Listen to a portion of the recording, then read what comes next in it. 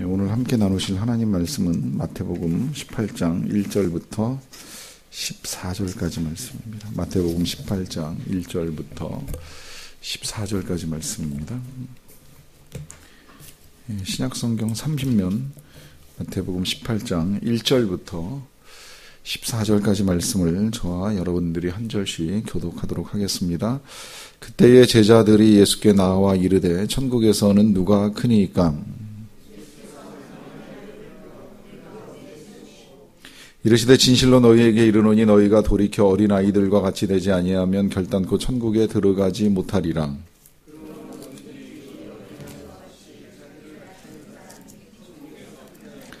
또 누구든지 내 이름으로 이런 어린아이 하나를 영접하면 곧 나를 영접함이니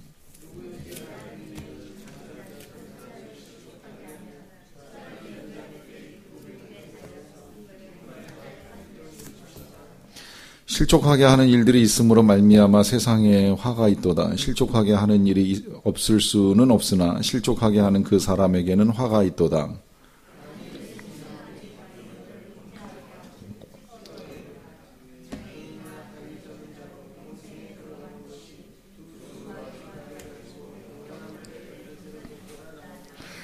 만일 내 눈이 너를 범죄하게 하거든 빼어내버리라. 한 눈으로 영생에 들어가는 것이 두 눈을 가지고 지옥불에 던져지는 것보다 나으니라.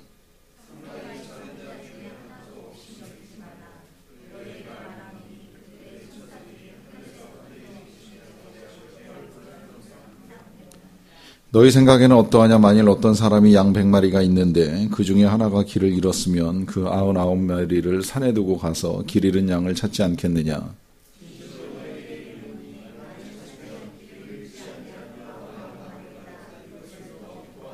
같이 읽겠습니다.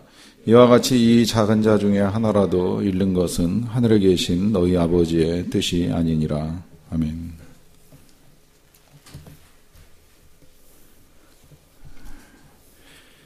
여러분들 교회 처음 다니기 시작할 때 뱃속부터 다니신 분도 계시긴 하겠습니다만은 교회 처음 다니실 때 교회 왜 다니려고 하셨는지 혹시 그 이유를 이제 기억하시는지 모르겠어요. 그리고 또 이제 지금 시점에 와서 그런 질문을 해보신 적이 있는지 모르는데 나는 지금 왜 교회를 다니고 있는가 하는 이제 질문을 해보는 겁니다. 이 질문을 하는 이유는 질문의 답을 지금 바로 찾자는 것이 아니라 때로 우리가 이제 교회를 다니면 처음에 다닐 때의 생각과 또 지금에 다닐 때의 생각이 많이 달라져 있을 수 있다는 거예요. 이제 처음 목적, 사람마다 다 다르긴 해요. 진짜 구원이 필요하고 천국을 가야 되기 때문에 내가 예수님을 믿어야 되겠다고 생각을 하고 교회 문을 두드리고 있는 분이 계셨는지도 모르겠는데, 사람에 따라서는 또 이제 다른 목적, 세상에서 일이 꼬이고 꼬이다가 실패를 반복하다가 하나님이라고 하는 신을 믿으면 내 인생이 좀 풀리지 않을까 하는 이런 기대를 가지고 이제 교회를 나오시는 분도 계실 수 있을 것이고요. 여러 가지 이유를 가지고 이제 교회를 찾아오면 이제 교회에서 많은 말씀을 듣게 됩니다. 이제 말씀을 들으면서 이제 조금씩 그 예수님과 이제 성경이 우리에게 가르쳐 주는 내용들을 이해하게 되는데 이제 이걸 이제 받아들이다 보면 다소의 혼란이 생겨요. 그 혼란이라는 게 이제 어떤 거냐면 지금 이제 제자들이 겪고 있는 혼란입니다. 이 제자들은 처음에 예수님을 만나게 될 때에 그 예수님이 따라오라고 하시는 말씀을 듣고 따라 나섰을 때의 목적이 분명했어요. 그 목적은 이 예수님을 통해서 이스라엘의 해방이 이루어지고 이스라엘이 해방을 이루게 되면 그 해방과 동시에 예수님은 이제 이스라엘의 왕이 되시고 그 왕된 예수님의 주위에서 총리가 됐건 장관이 됐건 어떤 한 자리를 이제 얻을 것이라고 하는 이제 나름대로의 기대, 그 정도까지는 아니더라도 민족 해방의 주역이 될 것 같은 예수님과 함께 있음으로 인해서 그 해방 전선에서 그야말로 이제 이 큰 역할을 담당하는 한 사람으로서의 사명을 이제 기대하고 따라 나섰을 가능성이 아주 많습니다. 그런데 한 3년 가까이 예수님을 따라다니다 보니 이제 그들의 생각하고는 조금 이제 다른 방식의 활동을 하시는 거예요. 또 그들의 생각하고는 이제 좀 다른 말씀을 하시는 거죠.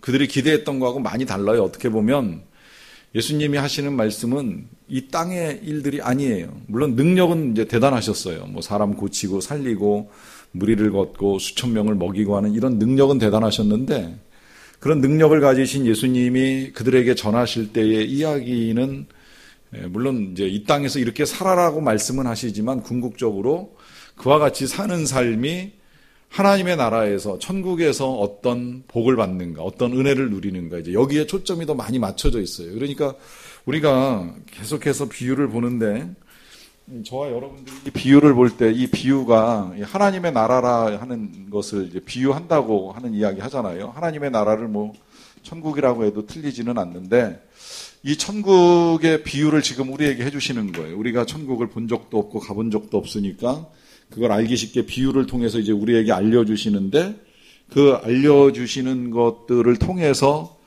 지금 제자들이 듣는 건 천국의 실제와 그 실제된 천국을 예수님이 우리에게 전하고 있다는 사실을 깨닫는 거죠.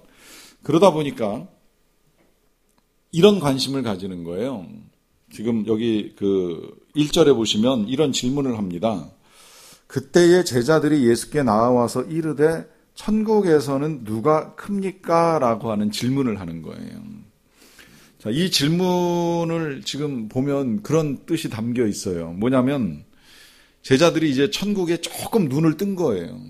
예수님 만나다 보니까 한 3년 동안 예수님을 쫓아다니다 보니까 천국이 있는 것 같고, 저분이 진짜 하나님의 아들인데 천국에서 온 하나님의 아들인가? 우리가 알기에는 목수의 아들이고 막달라 마리아에게서 태어난 아들인데 저 사람이 진짜 하늘에서 왔나 천국에서 왔나 긴가민가 이제 이러면서 그 예수님에게 이런 질문을 하는 거예요.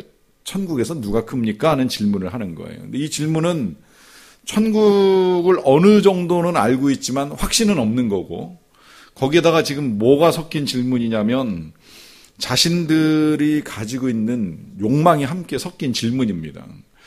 이 제자들이 그물을 버리고 배를 버리고 혹은 뭐 이 회계장부를 버리고 예수님을 따랐을 때에 그게 이제 나름대로 욕망의 표현이거든요. 이 예수님을 따라감으로 인하여서 자신들이 그동안 열망했던 해방 내지는 권력을 취할 수 있을 것이라고 하는 그런 마음. 그러니까 이걸 지금 이 표현대로 하면 이 세상에서 크게 되고자 하는 마음을 굉장히 많이 가지고 있었는데, 예수님이 천국에 관한 말씀을 계속 하시다 보니까 그것에 대한 이제 혼란이 생기면서 그럼 천국에선 도대체 누가 큰 거야? 이제 이런 생각을 가지는 거죠.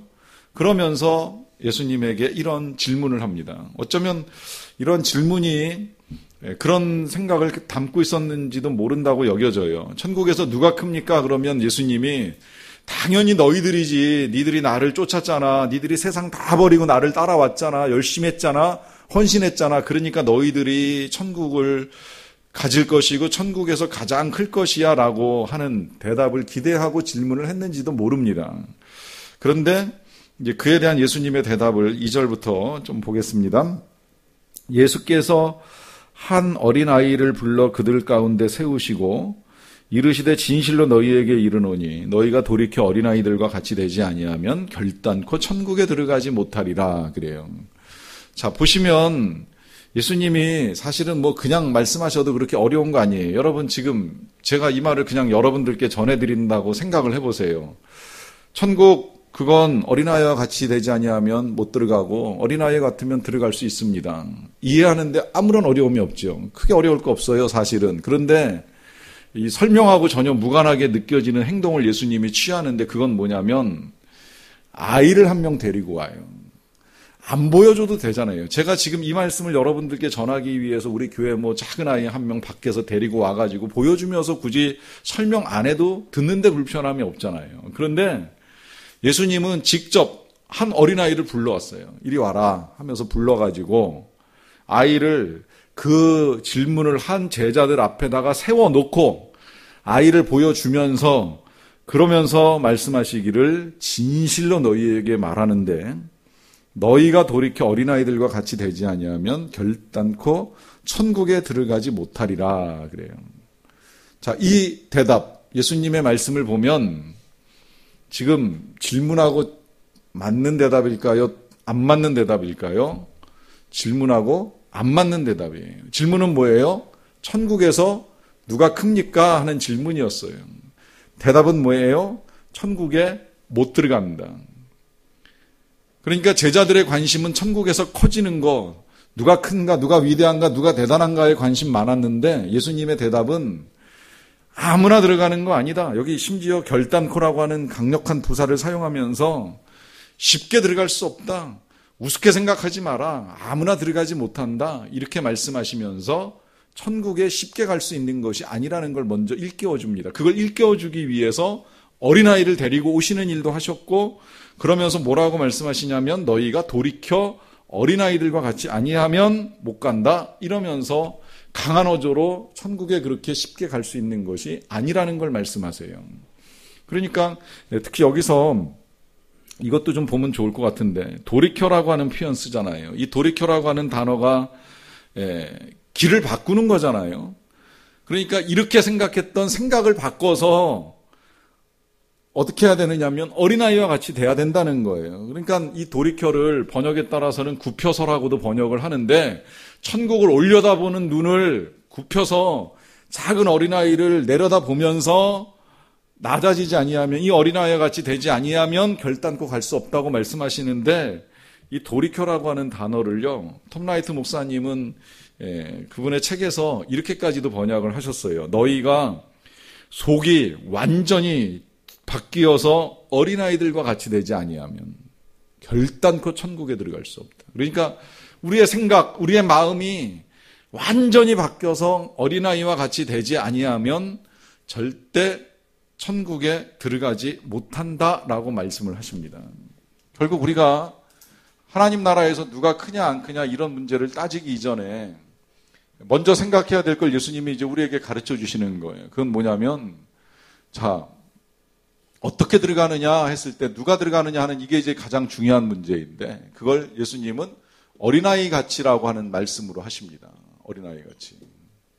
일단은, 그리고 여기서 지금 그 한 가지 더 우리가 잊지 말아야 될 거, 중요한 건 천국에서 크냐 작냐가 지금 중요한 게 아니고 들어갈 수 있느냐가 훨씬 더 중요한 문제라는 거예요. 들어갈 수 있는가. 어린아이와 같이 되지 아니하면 결단코 천국에 들어가지 못할 것이다라고까지 말씀하시면서 천국에 가는 문제가 생각처럼 그렇게 쉬운 문제는 아니라는 걸 이제 분명하게 말씀을 해 주시는 걸 먼저 봅니다. 그러고 나서 엇나갔던 예수님이 대답을 이제 정확하게 4절에서 하시는 걸 보게 됩니다. 그러므로 누구든지 이 어린아이와 같이 자기를 낮추는 사람이 천국에서 큰 자니라 그래요. 그러니까 이제 천국의 특성 중에 하나가 더 나오는 거예요. 그건 뭐냐면 천국에서 큰 자, 그건 누구냐? 어린아이와 같이 이제 자신을 어떻게 하는 자? 낮추는 자다 하는 거죠. 자, 자신을 낮추는 자, 뭐 다른 말로 겸손이라고도 할 수 있겠는데, 어린아이와 같은 태도는 너무나 중요하기 때문에 이건 조금 더 봐도 좋을 것 같아요. 자, 자기를 낮추는 사람이라 그랬어요. 겸손한 사람이라 그랬어요. 그러면 뭐가 낮추는 거고 뭐가 겸손한 거냐? 사실 저도 이거를 이제 풀어나가는 데는 굉장히 시간이 많이 걸렸어요. 도대체 뭐가 겸손이고 뭐가 낮추는 거냐라고 했을 때, 이 낮추거나 겸손한 건 뭐 그냥 굽실거리거나 그야말로 이 굽히는 게 낮추는 것만이 아니라는 거예요. 거기에는 분명히 어린아이와 같은 특성이 있어야 되는데, 이 어린아이와 같은 특성은 이제 몇 가지로 볼 수 있습니다. 그 첫 번째가 뭐냐면, 어린아이의 특성은 일단 작은 것에 만족한다는 거예요. 이 아이는요, 사실은 요즘같이 우리가 아이들을 경쟁으로 내몰고 아이들을 이제 이 생존의 세계에 뛰어들게 하니까 아이들이 작은 걸 귀한 줄로 모르지요. 아이들은 사실 어려서부터 자기 거, 먹을 거 어느 정도만 있으면 그냥 그걸로 행복해하는 아이들이에요. 근데 이 아이들의 특성을 연구하다 보면 이 환경에 따라서도 이제 얼마나 달라지는지, 아무것도 이렇게 쉽게 만지거나 볼 수 없는 지역에 사는 아이들은 지금도요, 그냥 자연 속에서 살면서 비 와서 땅 젖으면 그게 놀잇감이에요. 젖은 땅이 놀잇감이잖아요. 그래서 그 진흙 가지고 이렇게 만들어 보기도 하고 저렇게 만들어 보면서 이제 이걸 가지고 아이들은 놉니다. 이걸 제가 소박하다고 표현을 하는데 그게 이제 아이들의 특성이에요. 별거 아닌 거 가지고 그냥 감사하고 즐기고 놀고 기뻐하는 거예요. 뭐 더 가지려고 하는 마음이 없는 거예요. 근데 이게 지금 이제 현대 사회로 오면서 이 발달된 도시 문명 속의 아이들은 노는 방법이 바뀌어 가지고 손에 게임기가 들려있지 않으면 어떤 걸로도 지금 만족이 안 되는 이제 이런 시대를 지금 살아가잖아요. 뭔가 이 영상을 봐야 되고 또 조작을 해야 되고 하는 이제 여기에 몰두를 하게 되는 일이 있는데 이게 지금 어른들이 다 만들어 놓은 이제 환경들이지 실은 아이들은 원래는 그저 정말 별거 아닌 거 작은 것만 있으면 이제 만족할 수 있는 특성을 가지고 있었어요. 거기에 더하여서 이제 그 만족을 위해서 아이들이 보여주는 특성 한 가지가 부모를 의지한다는 겁니다. 아이들은 사실은 그 진흙 가지고 노는 것도요. 주변 어디엔가 자신을 보호해주는 보호자인 부모가 있다는 걸 알고 있을 때에 안정적으로 노는 거죠. 이게 아무리 좋은 걸 가지고 놀아도 가까이에 부모가 없으면 힘듭니다. 왜냐하면 부모를 의지하는 마음이 그만큼 크기 때문에 그렇거든요. 이 말은 또 다시 말하면 이런 말도 되는 거예요. 그만큼 부모를 신뢰한다는 겁니다. 이런 특성은 굉장히 중요해요. 사실 이 작은 것에 만족하는 것은 우리가 하나님의 나라에 들어가서조차도 만족할 수 없다면 하나님 나라에 들어갈 자격이 없는 거고요. 그 훈련이 우리가 이 땅에서 하나님이 내게 주신 것을 만족하고 감사하는 것에서부터 시작이 되는 겁니다. 거기서부터 천국의 연습이 시작되고 천국의 경험이 시작되는 거예요. 내가 지금 가진 게 많지 않고 할 수 있는 게 많지 않지만 그럼에도 불구하고 이거면 충분하다, 이거면 감사하다, 이거면 하나님의 은혜가 족하다라고 할 수 있는 여기서부터 우리가 천국을 시작하는 거예요. 맛보는 거예요. 경험하고 이제 그것이 하나님의 나라까지 이어지는 겁니다. 그러는 과정 중에 정말 필요한 거 있다면 하나님을 의지하며 나아가는 거예요. 진정한 우리의 아버지가 되시는 하나님 믿고 가는 거예요. 까짓것 지금 내가 노는 놀이터는 엉망이지만 그래도 가까이에 하나님 계시니 뭐가 걱정이고 뭐가 두려우랴 이렇게 생각하면서 하나님을 의지하고 나아갑니다. 그 의지는 궁극적으로는 하나님을 향한 신뢰로 드러납니다. 이 신뢰라는 건 하나님의 말씀에 대한 신뢰입니다. 하나님의 약속에 대한 신뢰를 의미하는 겁니다. 아직 보이지 않고 알 수 없지만 다 가지 않았지만 그러나 하나님이 그렇게 하신다고 하는 그 약속을 믿고 가는 거예요. 아들 예수님을 주신다, 아들 예수님을 통해서 우리를 구원하신다고 말씀하셨으면 그 약속 믿고 끝까지 믿음을 지키는 것이 신뢰라고 하는 겁니다. 이런 자에게 천국이 주어진다라고 하는 거죠. 그런데 예수님이 이제 이렇게 말씀하시면서 마무리를 짓지 아니하고 그 뒤에 이 어린아이를 대하는 태도를 하나 이제 이어서 말씀을 하세요. 18장 5절로 넘어갈게요. 또 누구든지 내 이름으로 이런 어린아이 하나를 영접하면 곧 나를 영접함이라 그래요. 그러니까 주님의 이름으로 어린아이를 영접하면 주님을 영접하는 것이다라고 지금 말씀을 하시잖아요. 자, 일단 여기서 예수님이 참 어떻게 보면 오늘 말씀하시는 내용들이요. 상당히 도발적인 내용이 많다고 저는 이제 표현하고 싶은데 앞서 그 결단코 천국에 들어가지 못하리라고 강력하게 말씀하신 것부터 이제 지금 여기 이 표현도 좀 그 특별한 표현이에요. 아이를 영접하는 것이 나를 영접한다라고 하는 말씀 속에 일단 먼저 나를 영접하는 것, 예수님을 영접하는 것이 얼마나 귀하고 대단한 일인가라고 하는 걸 먼저 예수님이 그 말씀 속에 담고 계시는 거잖아요. 사실은 당시에 예수님을 영접한 사람도 있지만 예수님을 거부한 사람도 있어요. 무시한 사람도 있고요. 심지어 예수님을 죽이려던 사람들도 있어요. 그런 사람들이 있는 가운데 예수님이 스스로 나를 영접하는 건 대단한 일인데 그 일은 어린아이들을 영접하는 것이 나를 영접하는 거하고 똑같다라고 하시면서 어린아이 하나 영접하는 걸 그만큼 귀하게 여기셨어요. 그러니까 아주 특별한 표현을 통해서 일단 아이를 영접하는 걸 이제 말씀하셨는데 이 말씀을 여기서만 멈추지 아니하시고 이제 이 문제를 놓고 이제 더 이제 이어나가십니다. 이어나가는 말씀은 이제 우리에게 더 도전적으로 충격을 주시는 말씀이 되는데요. 왜 그런지 좀 볼게요. 6절 봅시다. 누구든지 나를 믿는 이 작은 자 중에 하나를 실족하게 하면 차라리 연자맷돌이 그 목에 달려서 깊은 바다에 빠뜨려지는 것이 나으니라 그래요.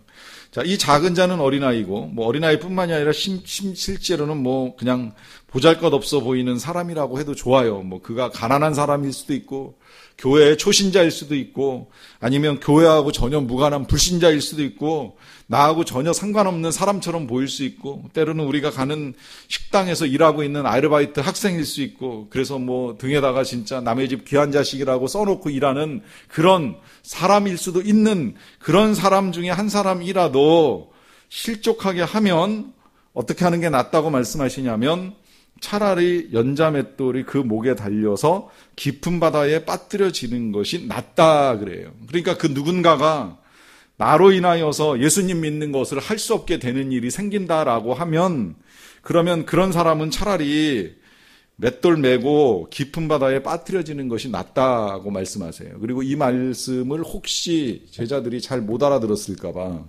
그뒤에 7절에 일단 이렇게 말씀하시는 거 먼저 볼게요. 실족하게 하는 일들이 있음으로 말미암아 세상에는 화가 있도다. 실족하게 하는 일이 없을 수는 없으나 실족하게 하는 그 사람에게는 화가 있도다 그래요. 자, 요 말씀 어렵지는 않지만 누구라도 사실은 다른 사람을 실족해 하는 일이 있을 수 있습니다. 늘 두렵고 떨리는 일인데 이게 이제 목회자들이 가장 그럴 가능성이 많다고 인정하고요. 또 목회자가 아니더라도 우리가 그리스도인으로 제대로 살지 못하면 그 일로 말미암아 누군가는 예수님을 믿는 일에서 멀어지는 일들이 일어날 수 있다는 거예요. 그렇기 때문에 이 실족하게 하는 일이 없을 수는 없지만 우리도 그럴 수 있는 일이지만 그러나 실족하게 하는 사람에게는 화가 있을 것이다 라고 하는 말씀으로 경고를 하시는데 경고가 실은 여기서 이렇게 그냥 끝났으면 좋은데 경고가 여기서 끝나지 않고 그 앞에 하신 말씀 뭐라 그래요? 그런 사람, 실족하게 하는 사람 어떻게 해야 된다고요? 연자맷돌을 메고 깊은 바다에 던져진다 그래요. 이 말씀대로 하면 사실 저도 그래야 될 것 같아요. 근데 이 일이 생각보다 그렇게 쉽게 하기가 어려워요. 지금 우리 시대에 연자맷돌 어디서 구하겠어요? 연자맷돌 아시죠? 우리 지금 이렇게 손으로 돌리는 맷돌도 구하기 힘든 세상인데 연자맷돌은 직경이 사람 키만 해가지고 보통 이제 이스라엘에서는 나귀가, 우리나라에서는 소가 돌리는 어마어마하게 큰 맷돌이에요. 그러니까 옛날에 방앗간에서 이런 나라에서는 방앗간에서 물을 구할 수가 없기 때문에 물로 방아를 돌리는 게 아니라 낙이나 말이 이 맷돌을 끌고 이제 큰 맷돌을 굴려가지고 이제 방아를 찢는 일을 하는 건데 거기다가 목을 매달고 깊은 바다에 빠지는 것이 낫다 그랬으니까 뭐라 그러는 거예요? 배를 타야 돼요. 깊은 바다는 육지 가까운 데 있지 않잖아요. 배를 타고 한참을 나가야 돼요. 그러니까 이거 말씀대로 하려고 하면 맷돌 구해야 되죠. 그 맷돌 배에 실어야 되죠. 배에 실은 다음에 내 몸 묶어야 되죠. 묶은 다음에 배 타고 나가야 되죠. 나간 다음에 깊은 데쯤 갔을 때에 맷돌을 배에서 넘겨가지고 맷돌이 빠짐과 동시에 같이 묶여서 빠져 들어가가지고 깊은 바다에서 다시는 헤엄쳐서 나올 수 없는 그런 상황이 되는 게 낫다고 말씀하시는 거예요. 왜 이렇게 말씀하실까요? 지금 길게 제가 설명해드린 이유를 아실 거예요. 실제로 그렇게 한 사람은 어쩌면 한 사람도 없었는지 몰라요. 진짜 자신이 실족해 한 사람이 누군지도 모르는데 혹 안다고 하더라도 그 일 때문에 내가 실족했으니 이거 여러분 이거하고 연결된 거예요. 천국하고 연결된 겁니다. 내가 실족했으니 내가 천국 가려면 이렇게는 갈 수 없고 차라리 나를 맷돌에 묶어가지고 바다에 던져야지 그게 차라리 천국에 가는 길이 되지 않겠나. 이제 이렇게 지금 예수님이 말씀을 하시는 거예요. 자, 여러분 그렇게 해서 천국 가는 길을 택하시겠습니까? 아니면 그냥 실족한 대로, 실족시킨 대로 살다가 지옥 가시겠습니까? 어느 길을 택하시겠습니까? 둘 중에 하나를 택하라고 하면 맷돌과 함께 깊은 바다에 빠져 천국을 가시겠습니까? 아니면 그냥 이대로 살다가 지옥을 가겠습니까? 누구도 맷돌 메고 물에 나를 빠뜨리겠다고 생각할 사람은 아직 없을 거예요. 저도 그렇게 생각을 합니다. 그런데 그 생각을 주님이 한 번 더 우리에게 이제 깨트리시는 말씀이 9절, 8절부터 이어져요. 만일 네 손이나 네 발이 너를 범죄하게 하거든 찍어내버리라. 장애인이나 다리 저는 자로 영생에 들어가는 것이 두 손과 두 발을 가지고 영원한 불에 들어가는 것, 던져지는 것보다 나으니라. 무슨 이야기예요? 장애인으로 영생에 들어가는 것이 지옥불에 던져지는 것보다 낫다는 거죠. 이것도 한번 이렇게 말씀하고 끝내시는 것이 아니라 9절에 보시면 만일 네 눈이 너를 범죄하게 하거든 빼어내버리라. 한 눈으로 영생에 들어가는 것이 두 눈을 가지고 지옥불에 던져지는 것보다 나으니라 그래요. 그러니까 무슨 말씀이에요? 지옥불에 던져지는 것보다는 영생에 들어가는 것이, 영원한 불에 던져지는 것보다는 영생에 들어가는 것이 우리에게 필요한 일인데, 그런데 만약에 그러려면 손이나 발이 범죄했을 때 어떻게 해야 된다고요? 찍어내버리라고요. 눈이 범죄하면 어떻게 해야 된다고요? 빼어내버려야 된다고요. 그래야지 어떻게 된다고요? 그래야지 영생에 들어간다고요. 이거를요, 또 이렇게도 생각을 하셔야 돼요. 제가 준비하다가 놀라운 해석을 봤어요. 우리는 손발이 나쁜 짓 하고 눈이 나쁜 짓 하면 그러면 이제 빼버리고 잘라버리고 영생에 들어가는 것이 지옥불에 던져지는 것보다 낫겠다, 이렇게 정도 생각을 할 수 있는데요. 제가 충격받은 해석은 이렇게도 해석을 하시더라고요.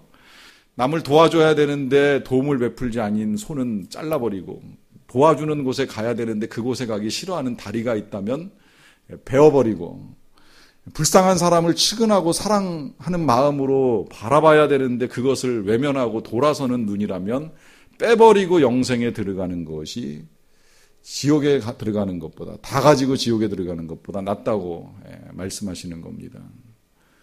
자, 누가 천국에 갈 수 있겠으며, 또 천국에 가기 위해서 팔을 자르고 다리를 자르고 눈을 뺄 사람이 있겠습니까? 그런데 그거 하나는 분명하잖아요. 예수님은 지금 이 천국에 들어갈 수 있는 이 문제를 지금 멈추지 않고 계속 말씀하시는 거예요. 뭐라고 말씀하시는 거냐면, 차라리 그 장애는 팔이 빠지고 다리가 빠지고 눈이 빠지는 일이 있더라도 장애인으로라도 영생에 들어가는 것이 지옥불에 던져지는 거하고는 절대 비교할 수 없는 일, 차라리 우리의 몸의 일부분을 잃어버리는 한이 있더라도 영생 들어가야 된다는 걸 분명하게 말씀하시는 거예요. 분명하게. 물론 그렇다고 해서 생각해보니 진짜 내가 못 볼 걸 보고 볼 걸 안 보고 할 걸 해야 되는데 하지 못하고 안 할 걸 해가지고 이 손과 발 잘라내고라도 가야 되겠다고 하시는 분은 없을 거라고 생각을 합니다. 그렇다면 이건 그야말로 이제 비유인데, 그런데 왜 이 비유를 하실까요? 이어나가 볼게요. 10절입니다. 삼가 이 작은 자 중에 하나라도 업신여기지 말라. 너희에게 말하노니 그들의 천사들이 하늘에서 하늘에 계신 내 아버지의 얼굴을 항상 배웁느니라 라고 하면서 갑자기 또 이제 앞에 하신 말씀 또 하시는 거예요. 작은 자, 보잘것없는 인생, 정말 아무것도 아닌 것처럼 생각되는, 내가 무시할 만한 사람이라고 여겨지는 그 누구 중에 하나라도 절대 업신 여기지 말라 하시면서 너희에게 말하노니 그들의 천사들이 하늘에서 하늘에 계신 내 아버지의 얼굴을 항상 배웁는다 그래요. 자, 그들의 천사, 이 작은 자들의 천사가 하늘에서 하늘에 계신 내 아버지의 얼굴을 배웁는다라고 하는 말씀을 하시는데요. 이 말씀도 또 예수님이 한 번 더 도발하신 거라고 저는 표현합니다. 왜 그렇게 표현을 하느냐면, 이 표현이 천사들에 대한 당시 사람들의 이해를 한 번 또 뒤바꿔 놨어요. 어떻게 뒤바꿔 놓은 거냐면, 이스라엘 사람들이 천사를 이해하는 거 제가 여러분들께도 전해드렸는데, 천사는 날개가 6개라 그랬잖아요. 왜 6개인지 아시죠? 날개가 6개인 건 가운데 2날개로 날개짓을 합니다. 공중에 떠 있는 거예요. 그리고 아래 2날개로는 자신의 발을 가립니다. 부정하다고 해서 하나님 앞에서 발을 가리기 위해서 2날개를 사용을 해요.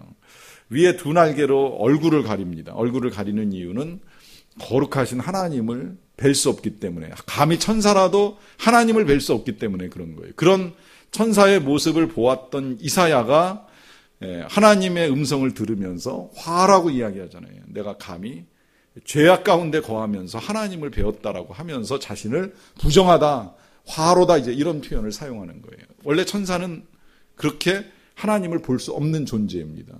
그런데 지금 예수님이 여기서 도발적 표현을 사용하시는 건 뭐냐면, 그들의 천사들이 하늘에 계신 내 아버지의 얼굴을 항상 배옵는다 그래요. 마주대한다고 지금 말하고 있어요. 누가? 천사들이. 어떤 천사들이? 이 작은 자들의 천사들이. 이 작은 자는 누구라고요?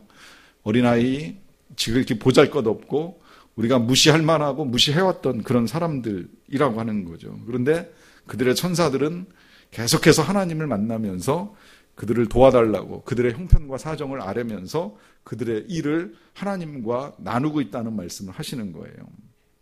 자, 그러면서 또 비유하세요. 무슨 비유냐면 우리가 읽었던 비유, 다른 복음서에서 읽었던 비유인데 12절입니다. 너희 생각에는 어떠하냐? 만일 어떤 사람이 양 100마리가 있는데 그 중에 하나가 길을 잃었으면 그 99마리를 산에 두고 가서 길 잃은 양을 찾지 않겠느냐? 진실로 너희에게 이르노니 만일 찾으면 길을 잃지 아니한 99마리보다 이것을 더 기뻐하리라. 이와 같이 이 작은 자 중에 하나라도 잃는 것은 하늘에 계신 너희 아버지의 뜻이 아니니라 라고 하면서 우리가 잘 알고 있는 비유죠. 그건 한 마리 양을 찾는 목자의 비유입니다. 이 비유는 앞서 봤기 때문에 다시 제가 설명은 안 하지만 늘 볼 때마다 이 의문이 생기는 건 99마리를 두고 한 마리를 찾는다는 거죠. 그 99마리 어찌하려고 이 한 마리를 찾는가. 오늘은 거기서 조금 더 이렇게도 생각을 해보는 거예요. 이 한 마리는 제대로 된 양일까? 건강한 양일까? 주인을 잘 따르는 양일까? 아닐 가능성 많다는 거예요. 왜 잃어버렸겠어요? 병들어서 못 쫓아왔든지, 다쳐서 못 쫓아왔든지, 아니면 성격이 괴팍해가지고 남들 다 가는데 안 가고 혼자 꼭 딴짓하든지, 목자의 말을 무시하고 거부하다가 꼭 혼자 딴 길 갔다가 헤매고 있든지, 어떤 경로로든 절대 주인한테는 크게 도움될 일이 없는 거예요. 병들면 고쳐줘야 되고, 다쳤으면 치료해줘야 되고, 어쨌든 반항하고 도망갔으면 또 붙잡아가지고 와도 다시 또 도망갈 수 있는 가능성이 많다는 거예요. 그러나 그럼에도 불구하고 어떻게 한다고요? 끝까지 찾고 나면 어떻게 한다고요? 그것 때문에 길을 잃지 아니한 99마리의 양보다 더 그것을 기뻐한다라고 하는 말씀을 하고 계시는 겁니다. 이와 같이 이 작은 자 중에 하나라도 잃는 것은 하늘에 계신 너희 아버지의 뜻이 아니라고 하면서 이렇게 이제 실족하는 문제를 예수님이 심각하게 다루고 계십니다. 자, 여러분 어떻습니까? 여러분들은 이제 이런 목자의 마음을 가지셨는지요? 또 진짜 실족하는 일 하지 않으셔서 연자맷돌을 안 지어도 되시는지는 모르겠지만 솔직히 누가 저에게 질문하신다면 전 자신은 없습니다. 제가 누구를 실족했는지 아는 경우도 있고 모르는 경우도 있는데 연자맷돌을 맸어도 어쩌면 정말 여러 번 맸어야 되는지도 모른다라고 하는 생각이 들고요. 또 맷돌 매는 문제만이 아니라고 한다면 그러면 제 손과 발은 또 눈은 이 상태로 가지고 가면 지옥불에 던져지지 않고 영생에 갈 수 있는가 하는 질문에도 자신 있게 저는 그러하다라고 대답할 자신은 없습니다. 기준에 따라 다를 수는 있겠지만 앞서 말씀드린 대로 하나님의 기준에 따라 볼 거를 안 본 것도 많지만 안 볼 걸 본 것도 있고 또 안 할 걸 한 것도 있지만 할 걸 안 한 것도 있기 때문에 감히 제가 이런 거 다 가지고 갈 수 있다라고 하는 생각을 하지는 못해요. 그러면 모르겠어요. 저뿐만이 아니라 만약에 여러분들도 다 그렇다면 과연 진짜 누가 천국에 들어갈 수 있고 천국에 들어가지도 못하는데 감히 누가 천국에서 큰 자라고 누가 큽니까? 라고 하는 질문까지 할 수 있는 사람이 어디에 있겠느냐라고 하는 거예요. 그러면 결국은 크고 작은 문제는 나중 문제가 되는 것이고 우리는 하나님의 나라에 들어가기조차도 결코 쉬운 인생들은 분명히 아니라는 것인데요. 이거 어찌할 것입니까? 이 문제를 어떻게 해결하시겠습니까? 여러분, 이 문제를 해결하기 위해서 예수님이 이 땅에 오신 거고, 우리가 그걸 다시 생각하기 위해서 지금 이 고난주간을 보내고 있는 겁니다. 여러분, 우리 중에는 누구도 내가 실족시킨 사람 때문에 연자맷돌을 맨 사람도 없고 바다에 빠뜨려진 사람도 없을 겁니다. 아마 예수님 이후로 이 말씀 듣고 나서 실제로 그 일을 행한 사람은 단 한 사람도 없으리라고 저는 생각합니다. 그런데 단 한 분, 실제로 정말 연자맷돌을 매신 분이 있고 바다에 빠뜨려진 분이 계세요. 바로 예수님이에요. 똑같은 연자맷돌은 아니지만 십자가를 매셨고요. 그리고 바다 같은 이 세상에 빠지기 위해서 하늘로부터 이 땅 이 깊은 곳까지, 주일에도 우리가 그 깊은 사랑을 받잖아요. 이 깊은 곳까지 던져지는 일을 당하신 분은 예수님이시라는 거예요. 왜 예수님이 그 일을 당하셨어요? 바로 보잘것없는 작은 자 같은 어린아이와 같은, 늘 배워도 늘 우리의 생각이 변하지 않는 우리 이 어린아이와 같은 우리들을 위해서 예수님이 그 일을 먼저 당하신 거예요. 우리를 살리기 위해서 그 일을 겪으신 거예요. 그 살리고자 하는 예수님의 강한 뜻이 가장 강력하게 나타난 사건이 십자가에서 강도를 만나는 일이었던 거예요. 그는 그야말로 정말 그 누구도 외면하지 않고 딴 길로 갔던 흉악한 범죄자입니다. 죽는 그 직전까지도 예수님을 조롱하다가 정신을 차리고 본이 예수님인데 그 예수님에게 살려달라고 요청했을 때 무슨 이유로 예수님이 그를 살려주셨겠어요? 이유는 한 가지입니다. 살리고 싶어서 이 땅에 오셨고, 살리고 싶으셔서 맷돌 같은 십자가를 지셨고, 살리기 위해서 이 땅 깊은 곳까지 오셨기 때문에 예수님이 그가 했던 과거를 물으시는 것이 아니라 그의 고백, 살려달라는 고백 한마디에 네가 오늘 밤 나와 함께 낙원에 있으리라 하는 약속을 주시는 겁니다. 저와 여러분들에게도 필요한 믿음은 바로 이것입니다. 네가 나와 함께 천국에 있으리라고 하는 이 말씀 신뢰하고 그 믿음 가질 때 우리 주님께서 저와 여러분들도 기쁘게 받아주실 줄로 믿습니다.